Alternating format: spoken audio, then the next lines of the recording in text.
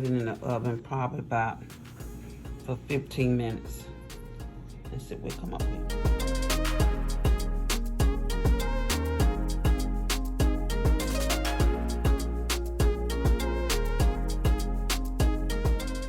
Hello everyone, welcome back to A Taste of Angela Lifestyle. I finished my blackberry, blueberry, like a little Cobbler, pie. And it looked delicious, so we're gonna try it out.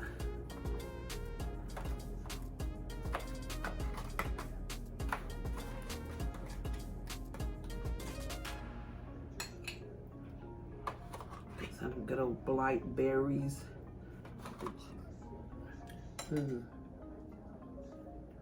The blackberries and the blueberry go well together.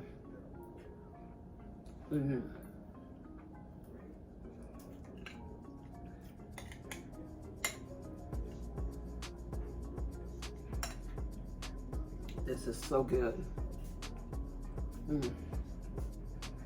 Very good. I just want to thank you so much for tuning in to A Taste of Angela Lifestyle. If you come on this channel, subscribe to it, please. I thank you so much for all the support out there. And A Taste of Angela Lifestyle, thank you.